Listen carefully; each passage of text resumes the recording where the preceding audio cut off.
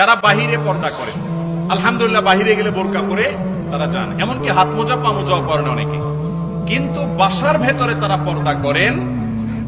পর্দার দুইটা জায়গা, একটা হলো বাসার বাহিরে, একটা হলো বাসার ভেতরেও গায়রে মাহরাম পুরুষ থাকতে পারে, তাদের সাথেও পর্দা করা লাগে। এই ধারণা আমাদের অনেক মা বোন তাদের নাই, অনেক পুরুষদেরও নাই।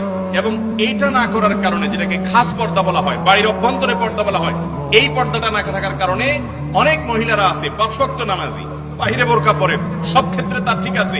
ছেলে যিনি, তার স্বামী যিনি, তিনিও হয়তো ভালো মানুষ, নামাজি কালামি, অন্য সব দিক থেকে ঠিক আছে, কিন্তু নিজের বউ তার পরিবারের এমন সদস্যদের সাথে দেখা দেয় যাদের সাথে দেখা দেওয়া তার জন্য হারাম। যেমন অনেক মহিলা আছে বাহিরে বোরকা পরেন, অনেক পুরুষ আছেন তার বউকে বাহিরে পর্দা করেন, অথচ তার আপন ভাইয়ের সাথে বউকে সাক্ষাৎ করতে দেন।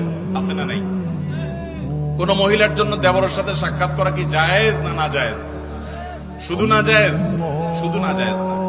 নবী করিম সাল্লাল্লাহু আলাইহি ওয়াসাল্লামকে জিজ্ঞাসা করেছে একজন, ইয়া রাসূলুল্লাহ, দেবর সম্পর্কে আপনার বক্তব্য কি বা শরীয়তের সিদ্ধান্ত কি, দেবরের সাথে দেখা দেওয়া যাবে কিনা?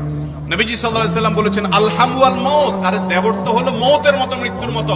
মরণে যেরকম মানুষ ভয় পায়, দেবরকে দেখে এরকম দূরত্ব বজায় রাখতে হবে, কারণ এখানে ফিতনার ভয় অনেক বেশি।